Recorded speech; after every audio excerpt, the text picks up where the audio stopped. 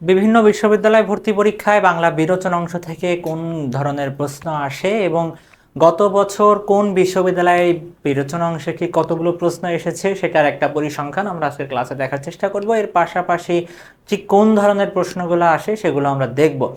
বাংলা বিরোচন অংশ বলতে আমরা বোঝাতে চাচ্ছি বাংলার মেমোরাইজিং যে অংশগুলো তোমরা পড়ো, অর্থাৎ পারিভাষিক শব্দ, বিপরীত শব্দ, সমর্থক শব্দ, এক কথায় প্রকাশ, বাগধারা, প্রবাদ, প্রবচন, এই বিষয়গুলোই।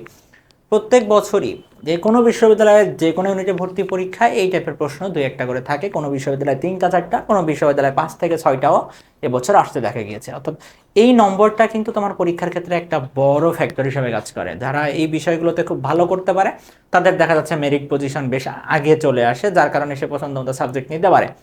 বিশ্ববিদ্যালয় ভর্তি পরীক্ষায় 0.25-এর জন্য কিন্তু আসলে অনেক বেশি ব্যবধান হয়ে যায়। সেক্ষেত্রে তোমাদের বিরোচন অংশগুলো বছরের প্রথম থেকে, অর্থাৎ প্রতিবর্ষটির প্রথম থেকেই তোমাকে সুন্দর করে পড়তে হবে, না হলে আসলে তুমি কিন্তু পরীক্ষার আগে আগে পড়ে এগুলো শেষ করতে পারবে না। তো আমরা যদি একটু পরিসংখ্যানটা দেখি তাহলে দেখব যে ঢাকা বিশ্ববিদ্যালয়ে 3টা ইউনিট আসলে পরীক্ষা হয়, এ, বি এবং সি। এই 3টা ইউনিটের ভর্তি পরীক্ষায় বিরোচন অংশ থেকে প্রশ্ন আসে। বিরোচন অংশের ক্ষেত্রে এ ইউনিটে 3টা প্রশ্ন এসেছে, বি ইউনিটে এসেছে 2টা, সি ইউনিটে এসেছে 3টা। অর্থাৎ আমরা যারা ঢাকা বিশ্ববিদ্যালয়ের স্বপ্ন ঢাকা বিশ্ববিদ্যালয়ে ভর্তি পরীক্ষা দিব তাদেরকে অবশ্যই কি করতে হবে, বাংলা বিরোচন খুবই ইম্পর্টেন্ট। 15টা প্রশ্নের মধ্যে 3টা প্রশ্ন যখন বাংলা বিরোচনের মধ্যেই থাকতেছে, সেহেতু ঢাকা বিশ্ববিদ্যালয়ের জন্য এটা কিন্তু অবশ্যই তোমাকে পড়তে হবে।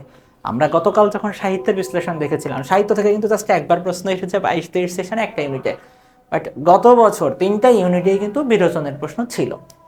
চট্টগ্রাম বিশ্ববিদ্যালয়ের 2টা ইউনিট আমরা দেখব, বি এবং ডি। বি ইউনিটে বিরোচনের প্রশ্ন এসেছে 2টা এবং ডি ইউনিটের প্রশ্ন এসেছে 2টা। রাজশাহী বিশ্ববিদ্যালয় গত বছর খুব বেশি প্রশ্ন এসেছে রাজশাহী বিশ্ববিদ্যালয় বিরোচন থেকে। এই ইউনিটের 2টা শিফট, প্রথম শিফটে প্রশ্ন এসেছে 6টা, দ্বিতীয় শিফটে এসেছে 5টা। জাহাঙ্গীরনগর বিশ্ববিদ্যালয় 2টা ইউনিটে, একটা ইউনিটের 2টা শিফটের প্রশ্ন আমরা পেয়েছি, যেখানে বি ইউনিটের শিফট 1-এ প্রশ্ন এসেছে 3টা এবং বি ইউনিটের শিফট 2-এ প্রশ্ন এসেছে 3টা। জগন্নাথ বিশ্ববিদ্যালয় বি ইউনিট এবং ডি ইউনিট 2টা ইউনিটে পরীক্ষা হয়েছে, যেখানে বি ইউনিটে 7টা প্রশ্ন আমরা দেখতে পাবো এবং ডি ইউনিটে প্রশ্ন এসেছে 4টা। গুচ্ছ বিশ্ববিদ্যালয় ভর্তি পরীক্ষা 3টা ইউনিটে পরীক্ষা হয়, এ, বি এবং সি। এ ইউনিটে 3টা, বি ইউনিটে 3টা এবং সি ইউনিটে 3টা। অর্থাৎ বিরোচন অংশ সকল বিশ্ববিদ্যালয় ভর্তি পরীক্ষার ক্ষেত্রে খুব খুব খুব বেশি গুরুত্বপূর্ণ। এখন আমরা বেশ কিছু প্রশ্ন দেখব, আমরা 20টার মতো প্রশ্ন দেখার চেষ্টা করবো যেগুলো আসলে বিগত বছরগুলোতে বিরোচন থেকে এসেছে। প্রথম যে প্রশ্ন, শিরে সংক্রান্তি অর্থ কি, এটা কি? প্রশ্নটা যদি আমরা একটু দেখার চেষ্টা করি, এটা হচ্ছে বাগধারার প্রশ্ন এসেছে। কিন্তু কি থেকে এসেছে? বাগধারা থেকে। খুবই কমন প্রশ্ন, খুবই কমন। তুমি যদি বিগত বছরের বিভিন্ন বিশ্ববিদ্যালয় এবং চাকরি পরীক্ষার প্রশ্নগুলো একটু আগে ভালো করে পড়ো, তাহলে দেখবা যে বিগত বছরগুলোর প্রশ্ন হুবহু রিপিটেড প্রশ্ন দেখা গেছে। শিরে সংক্রান্তি অর্থ কি? মাথার বোঝা, মাথার রোগ, আসন্ন বিপদ নাকি মহাবিপদ? শিরে সংক্রান্তি অর্থ হচ্ছে আসন্ন বিপদ। ল্যাটিটিউড শব্দের পারিভাষিক অর্থ কি? পারিভাষিক শব্দ, একাডেমিকের সিলেবাস না, আমরা ইন্টারমিডিয়েটে কিন্তু আমাদের একাডেমিকে 10 নম্বরের পারিভাষিক শব্দ ছিল। প্রত্যেকটা বিশ্ববিদ্যালয়ে ভর্তি পরীক্ষায় পারিভাষিক শব্দ থেকে কম বেশি প্রশ্ন আসতে দেখা যায়। ঢাকা বিশ্ববিদ্যালয়ে তো প্রতি বছরই পারিভাষিক থেকে প্রশ্ন আসে, অর্থাৎ পারিভাষিক শব্দ খুব ভালো করে পড়তে হবে। তো ল্যাটিটিউড শব্দের পারিভাষিক কি? অক্ষাংশ, দ্রাঘিমা অংশ, বিষুব রেখা নাকি গোলার্ধ? ল্যাটিটিউড শব্দের পারিভাষিক অর্থ হচ্ছে অক্ষাংশ। 18 আনা বাগধারাটির অর্থ কি? বাড়াবাড়ি, দীর্ঘসূত্রিতা, বেখাপ্পা, অসম্ভব ব্যাপার। এটাও বাগধারার প্রশ্ন, বাগধারা থেকে কতবার আসলে একটু বেশি প্রশ্ন এসেছে। তো 18 আনা বাগধারাটির অর্থ হচ্ছে বাড়াবাড়ি। বিড়ালের আড়াই পা বাগধারাটির সঠিক অর্থ কোনটি? দাঁড়ে দাঁড়ে, ক্ষণস্থায়ী রাগ, দুর্দিনের সূত্রপাত নাকি সংক্ষিপ্ত? বিড়ালের আড়াই পা বাগধারাটির অর্থ হচ্ছে ক্ষণস্থায়ী রাগ। কি উত্তর হবে? উত্তর হবে ক্ষণস্থায়ী রাগ। ছক্কা পাঞ্জা করা বাগধারাটির অর্থ কি? সামান্য ব্যক্তি, বড় বড় কথা বলা, বৃত্তের অহংকার করা, স্পষ্টভাষী। ছক্কা পাঞ্জা করা বাগধারাটির অর্থ হচ্ছে বড় বড় কথা বলা। নিচের কোনটি অন্ধের যষ্টি এর অর্থ প্রকাশ করে? এই বাগধারাটা খুবই সহজ, এটা আমরা নবম দশম শ্রেণী থেকেই মোটামুটি সবাই জেনে আসতেছি। খুবই সহজ একটা বাগধারা এসেছে এখানে।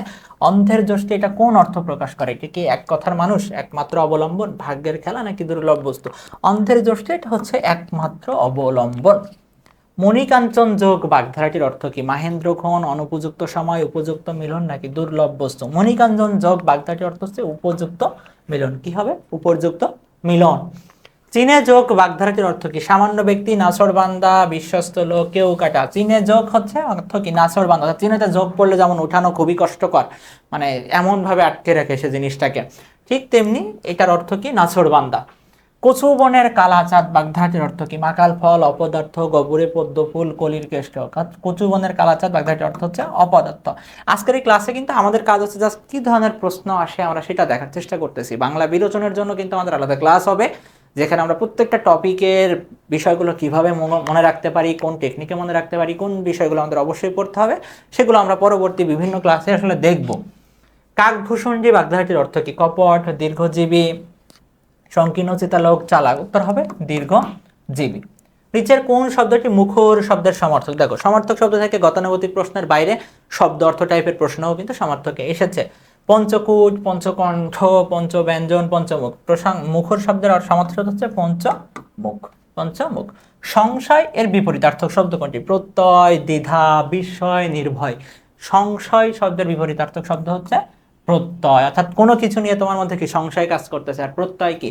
তুমি ওই জিনিসটা অ্যাচিভ করবা, সেই বিষয়টা তোমার মধ্যে কাজ করতেছে, অর্থাৎ তোমার মধ্যে একটা দৃঢ়চেতা মনোভাব কিন্তু এখানে আছে। জঙ্গম শব্দের বিপরীতার্থক শব্দ। জঙ্গম শব্দের অর্থটা হচ্ছে কি? গতিশীল। গতিশীল। তো গতিশীলের বিপরীত শব্দ কি হবে? অস্থায়ী, বহিরঙ্গ, শান্তি নাকি স্থাবর? গতিশীলের বিপরীত শব্দ অবশ্যই স্থাবর হবে। প্রসন্ন এর বিপরীতার্থক শব্দ কি? বিপন্ন, হতাশ, প্রতিপন্ন, বিষণ্ণ। প্রসন্ন এর বিপরীতার্থক শব্দ হচ্ছে বিষণ্ণ। এগুলো আমরা একদম এসএসসি লেভেল থেকে পড়ে আসতেছি। খুব কঠিন প্রশ্ন কিন্তু আসলে এখানে আসে না, খুব সহজ সহজ জিনিস আসে, কিন্তু আমাদের একটু প্র্যাকটিস করতে হবে পরীক্ষার আগে। ঐহিক এর বিপরীত শব্দ কি? পারিত্রিক, বাহ্যিক, আবশ্যিক, স্থবির। ঐহিক এর বিপরীতার্থক শব্দ হচ্ছে পারিত্রিক। অন্য লিপিতে রূপান্তরকে এক কথায় কি বলে? একটু আগে আমরা পারিভাষিকের প্রশ্ন দেখলাম, বিপরীতার্থক শব্দের প্রশ্ন দেখলাম, বাগধারার প্রশ্ন দেখলাম, সমর্থক শব্দের প্রশ্ন দেখলাম। এখন কি দেখতেছি আমরা? এক কথায় প্রকাশও কিন্তু পরীক্ষায় তোমার আসবে। তো অন্য লিপিতে রূপান্তরকে কি বলে? রূপান্তরিত, অনুদিত, লিপান্তর, অনুপাত। অন্য লিপিতে রূপান্তরকে বলা হয় লিপান্তর। ডায়ালেক্টের পারিভাষিক শব্দ কি? পারিভাষিক থেকে একটু আগে আমরা একটা প্রশ্ন দেখেছিলাম, আবারও আমরা এটা দেখলাম। ডায়ালেক্টের পারিভাষিক শব্দ কি? পরিশিষ্ট, চিহ্ন, মৌলিক, উপভাষা। ডায়ালেক্টের পারিভাষিক শব্দ হচ্ছে উপভাষা।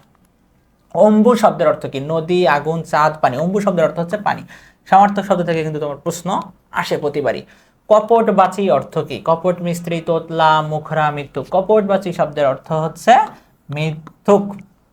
সমীর শব্দের অর্থ কি? সমতট, সমুদ্র, আকাশ, বাতাস। সমীর শব্দের অর্থ হচ্ছে বাতাস। সমীর শব্দের অর্থ হচ্ছে বাতাস। ডাইনামিক শব্দের পারিভাষিক শব্দ কি? মূল্যবান, প্রাগ্রসর, আধুনিক, গতিশীল। ডাইনামিক শব্দের পারিভাষিক হচ্ছে গতিশীল।